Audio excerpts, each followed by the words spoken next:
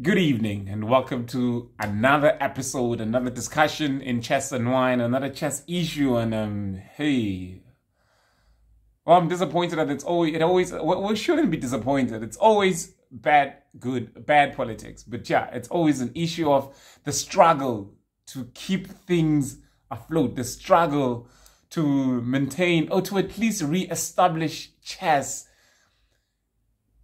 as a sport in the country and have everything running as it should be and have access to play, to participation, open for everyone, and have our games rated, our events recognized, and have our players gain access to the highest level that they can possibly achieve.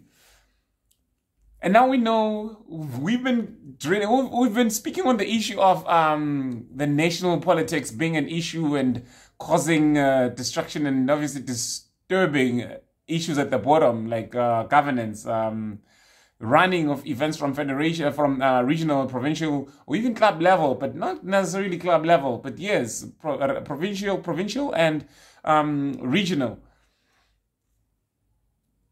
We've spoken out about the issues, the challenges that were presented by the existence of the Hendrik and partners at the top, whether from the executive committee of Chess South Africa side or even on the business side with their 4 nights, and obviously the conflicts of interest. And obviously it led to the suspension, obviously, by SASCOC of Chess South Africa, which is a result that we're happy about, because at least it's something that is being done by those in power, those leaders, those who have the power to influence, to actually say, we are not happy with this, we don't agree with what's going on, and this is our stance.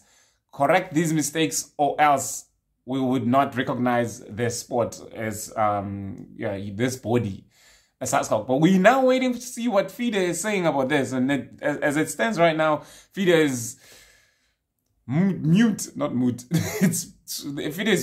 They're working on the background. They keep saying they are fighting. We've had a very interesting discussion with the vice president of FIDE, which is the international chess body, the African leader. I think I don't know if they've got a vice president for every continent, but yeah, there's a vice president for FIDE that's in Africa, is a Nigerian guy. But now, yes, we've had some discussion on a WhatsApp chat.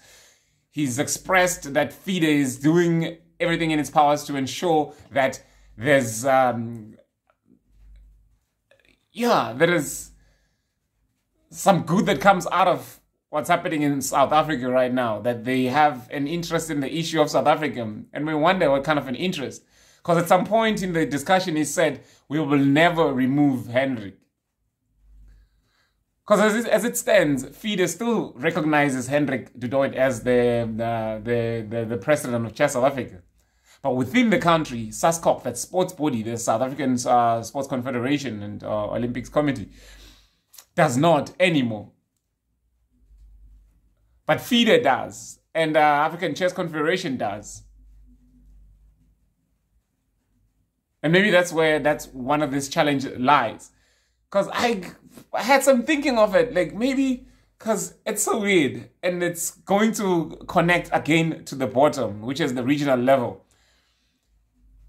Because someone mentioned something about gold rush, gold mafia in Africa, the gold mafias, which are known to cause disruption in governance in some African countries so that they can then come in, loot the gold and leave.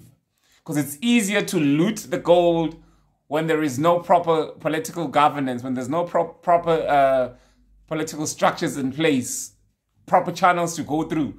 Because when there's chaos in the country, in terms of governance and politics, it's easier for them to loot our resources, right? So now we're wondering if the same thing isn't happening with Chess South Africa, with FIDE, with Africa's Chess Confederation.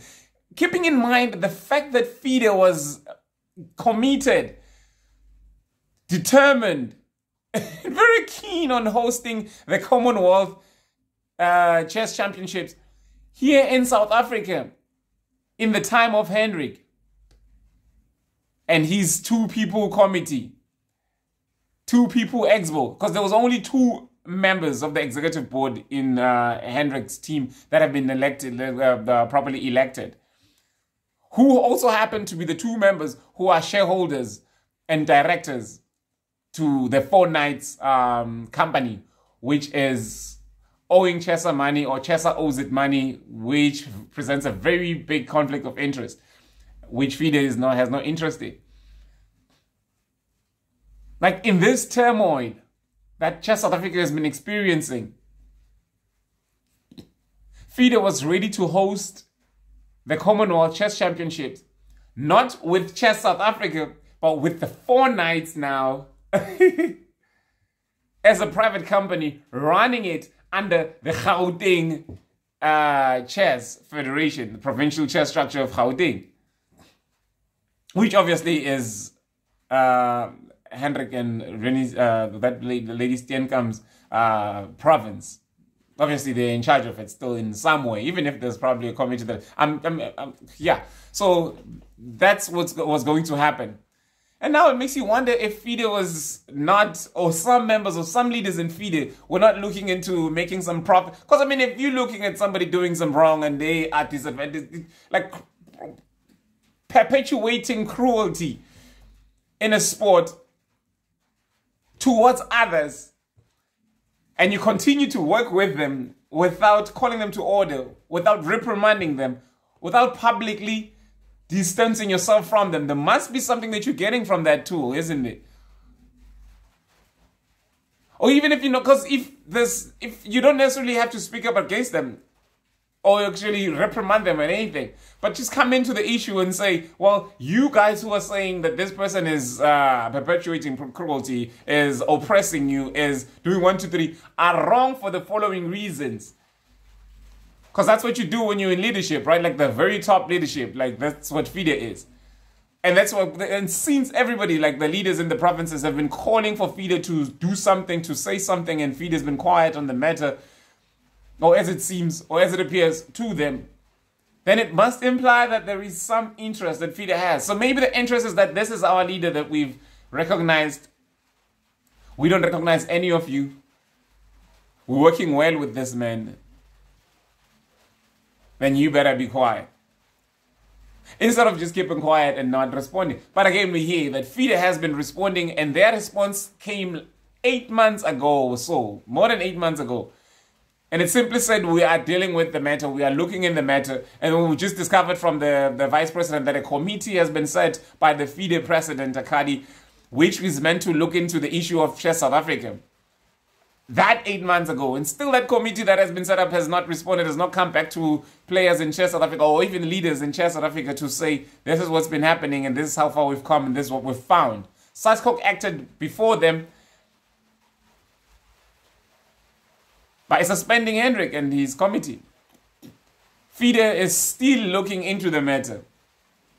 Well, we're glad that they finally decided to move the Commonwealth Chess Championships to India, but we're not glad because it would have been nice if it happened here in Africa and a whole lot of people would have been able to take part in them at a very much lower cost. But I don't know. This turmoil in the failure to resolve this matter in time is what cost Africa this opportunity to host the Commonwealth Chess Championships. Who do we blame? We blame everybody that has a role to play and hasn't been effectively playing their role. We may blame SASCOC for delaying to act, but maybe they were just trying to make sure that they've crossed their T's and dotted their I's before obviously issuing out the letter of suspension. But they've done something. At least we can't blame them anymore because they've acted. Or we can blame FIDE for being that very mother body that refuses to act. Or we can blame the African Chess Confederation as well, because it was Africa that was hosting. African Chess Confederation must have had an interest in ensuring that things are running smoothly in South Africa before accepting that these championships be held in South Africa. I don't even know what conditions were in place to make sure that it was run there. Maybe one of the conditions was, as long as you let me stay in power as president, you will have the opportunity to host in my home ground. Because we hear stories that Hendrik is a very good administrator and people applaud him for that. But yes, out of the National Federation issue. Because my point is that now, National Federation is made up by provinces. Provincial federation. Provinces are made up by regions. And regions obviously made up by clubs. So if all of this time we were busy blaming the national for our province, let me be specific and speak about Mpumalanga province, for our province not being functional. What now that but of course we need some leadership, some guidance from the top. But now my issue is that we are having challenges in the province itself. Because provincial leaders, yes, also need to have a role to play and have an influence, have a say, have a voice in the national issues, and actually in terms of resolving this, the national challenge, the national administrative issue, like of electing the next executive board. But I need to admit that Mpumalanga has not done things correctly. Who do we blame for that? We might blame the interim committee that has been put in place. We don't know how, but we've just discovered some time back that there was an interim and it was made up of a few people and it's been there for a year or two. But then we might blame again the regions for the lack of cooperation that is happening within the regions as well, who are unable to come to come together and obviously formulate, like, have an election and form a structure, proper one that is by the book, legitimately so by constitution, by CHESA standards in every way.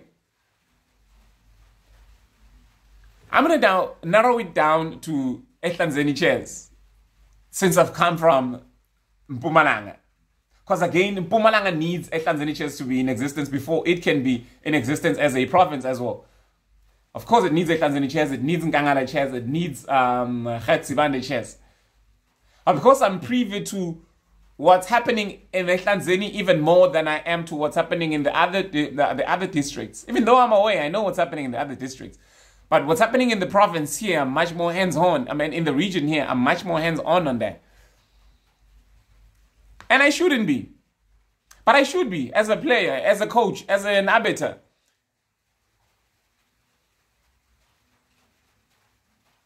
So here's the thing. That is, you know, again, about the gold rush thing. You'll see it'll come back. That gold mafia thing, it'll come back again with this issue of Ehlanzeni chairs. Because in Ehlanzeni, I understand that in some places, and with the advices that we're getting from people, which keeps saying, do something, just formulate a structure. No one is going to speak up against it. As long as you've got a number of clubs taking part, as long as you've got more than 2 clubs, chess clubs from the region, who meet up and vote, and then they elect members, then you're fine. I'm okay with that being fine. But I want our Ehlanzeni structure to have everybody else on board. I do not want it to seem like it is something like a parallel structure that is forming. Or there is the old Ehlanzeni which other people are refusing to give up.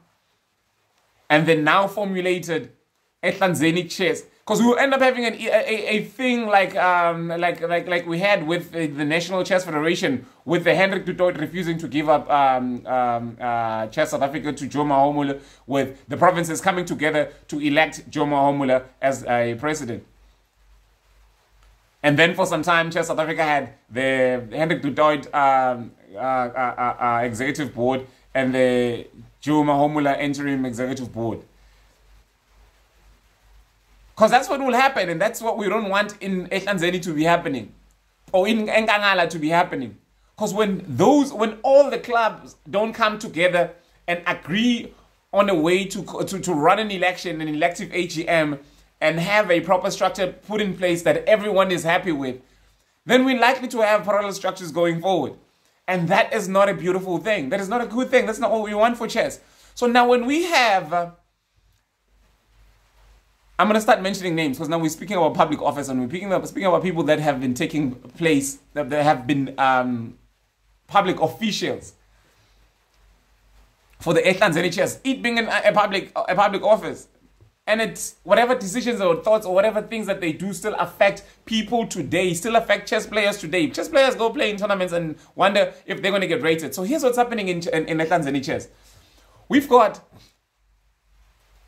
Fumi Maluleke, who is the former president of Ehlanzeni chess, but has now since been inactive in chess, maybe since 2019, 2020, and is more focused in business. Obviously, he says he doesn't have time. He doesn't have time for chess anymore, and who would love to be part of everything that's happening if he had the time, but he doesn't have the time. But then again, it appears that his powers are still recognized, and he needs to be the one that comes back to, whether in writing, relinquish these powers to someone, to a structure, to an interim body, to an individual that can call, or him be the one that calls the elective AGM for clubs. So here's what's happening. So I've mentioned that, but I'll obviously I'll connect that again because I'm mentioning Fumi Maluleke because of what Karen Talyard has mentioned. So the other person that we have on the other side is Karen Talyard. Karen, yes. So Karen is now in possession of Ehlanzeni chess bank accounts, Ehlanzeni chess equipment, that is your chess clock, your chess boards, your computers, I'm sure, your everything. And she's also in possession of the Ehlanzeni regional login details for uploading tournaments for rating to Gunther. So basically, she's got Ehlanzeni chess in her hands, but she does not have a right to be in possession of all of those things. Because she had resigned as a member of the executive committee of Ehlanzeni chess. But since she resigned, there was no other, I think her resignation left Fumi and Dumisa as the only two members who were officially elected. And them alone again could not continue to run the executive committee. And then Dumisa moved to the Eastern Cape. And this is something which I've mentioned previously. But now, at first, Karen suggested that we call an executive, and we appoint an interim committee. But she didn't want to give up the Facebook page where the interim committee would need to upload, obviously, the notice, the invitations, and so forth. It was still supposed to be going through her. And then again later we discovered that the interim committee was not called, so the interim committee also had its own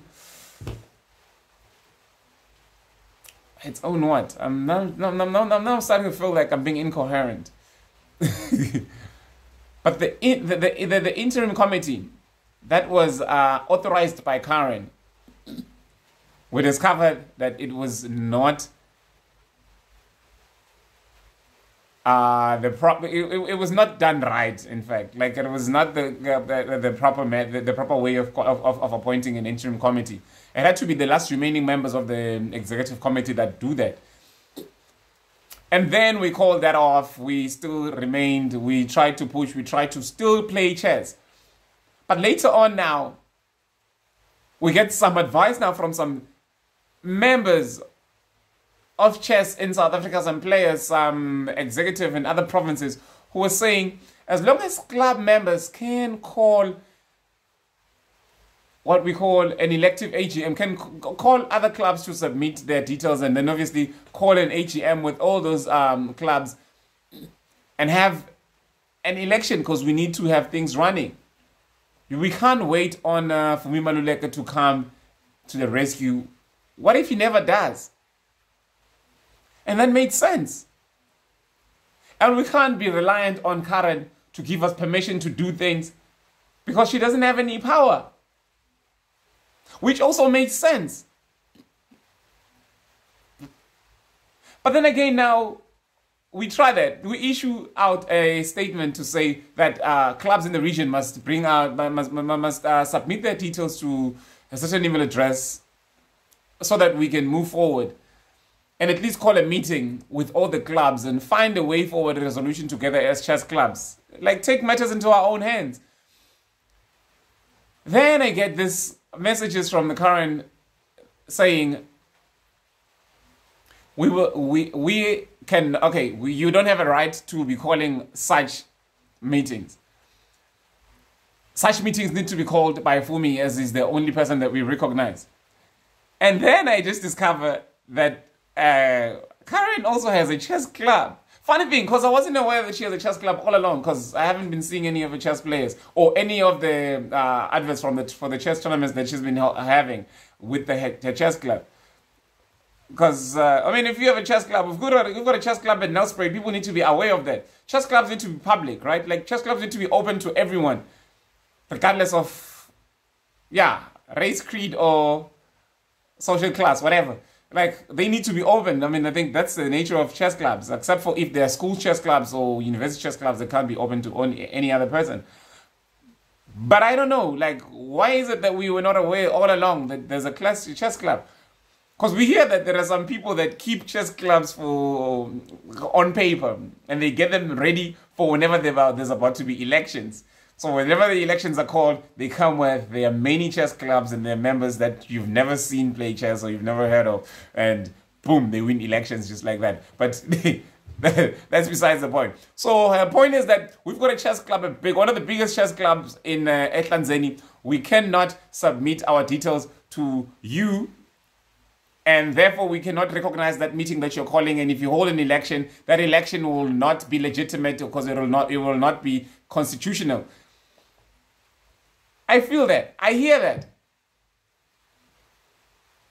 What needs to happen? So she states, and again, fine, we don't need to be Karen pleasing, because we just need to make sure that everyone is on board. Because at the end of the day, we will need the Karen to give up the accounts, the chess equipment, the login details, so that we will need the Karen's cooperation. Like, okay, so that's what we will need. I mean, I'm saying the Karens because I'm speaking like in the sense that I'm sure there's someone similar or in a similar position in Nkangala region. There's someone in a similar position in the Khatsibande region who is in possession of all the belongings or the equipment or whatever the regional assets, the federation's assets. You have someone in every region. Because I think that was the issue again with Hendrik du Toit as well with Chess South Africa. He was in possession of the bank account or but let's leave the Hendrik out of this, because again, Hendrik is out. Now we are at the bottom when we're speaking to federations, we're speaking to regions in particular. How do we get our regions in order? How do we get our regions to come alive again, be functional, and have all our closed tournaments, open tournaments, practice tournaments rated? Because I mean, it shouldn't be very difficult to have a tournament rated when we've got arbiters running these things. So we've got professional, proper arbiters. So we are speaking to getting these things happening. How do we do that? What happens when now the Fumi Maluleka doesn't come? If there's a Fumi Maluleka type as well in the other regions, do not come on board and say, we want to help out. What happens if the Karens in the regions do not want to play ball, want to play tough, and they do, which they have a right to, if obviously they're doing it by, like, what happens? What do we do as a way forward from then? Like, let's make it our problem together, because I can't have it as my problem and try to solve it on my own. And we can't be trying to solve this problem privately. Like, we try to solve it with action. Like, I take advice from people and I act, and I acted on the previous one that I got, and this is the barrier that it has presented me with. We don't want a situation. I think ideally, if Fumi Maluleka was to come on and say, whether he says it publicly or he does something to the effect of calling that that interim structure to the effect of collecting the chess equipment from Karen, then everyone will be happy. I think from then on we'll be able to move forward. But then again, against about the issue of the gold mafia and people benefiting from from chaos. Like, I think, like, because the structure, the chess structure for Tanzania has been dissolved since 2019, 2020, I'm sure. And the banking, the bank accounts, the chess equipment from Tanzania Chess has everything. Tanzania Chess has been in the possession of the currents of the regions. Tanzania Chess, Khetsibanda region, Nkangala region. And those people have been able to use those equipment for their own personal benefit, and it's been going very well for them. And maybe that is why they don't mind if things stay like this for another 10 years. Oh, they don't care. As long as it does them no harm, they're able to run tournaments and get them rated without a fuss. But for us to get our tournaments rated, we need to be in some people's good books. Why would you need to be in anybody's good books just to have your tournament rated if it was run according to the chess standards and everything was in order and you are a proper qualified arbiter and you've got the tournament files to forward just for them to be rated? Why should it be difficult to have a tournament rated in Tanzania Chess? Why should it be very difficult to have a tournament rated in Nkangala, in Khetsibanda, when there are people in those regions that are keeping the details for the logging details for the regions as registrars, when those are supposed to be for the public? Why? Well, that's it. I think, yeah, this is long enough. So what we need is to work together to ensure that we get our the structures back in order. Because when there's chaos, we don't know who benefits, but we know who gets disadvantaged. It is the disadvantaged that get further disadvantaged. It's happening. There's chaos. Now, Chess South Africa could not send players to the African Individual Chess Championships when we've got some deserving players that would be there, doing their thing, man. Like, just, like, all right. This is it for me for now. For more on this, to follow up on this, hit the subscribe, like, or don't like. And the funny thing is that we've got people that subscribe when they find that the topic that we're speaking about pleases them. It makes them happy. And then later on, when you send a video that they don't like, when you're speaking about an issue that that doesn't go with whatever they unsubscribe.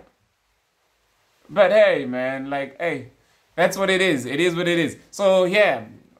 We tried to do a video just to get this out. Like, we need to be working on this together to move forward. This is Chess and Wine. I'm Eddie, not holding a glass of wine. Just try to... You see, I needed the glass of wine to lubricate. But I didn't have it. And we didn't do one with it. Not even the chairs in the back. Hey, my God. But anyway, this is it. The face is here. And it says everything. Thank you for watching. And thank you for your comments, because the comments are what's going to give us direction. Thank you for it. We appreciate you. Good night.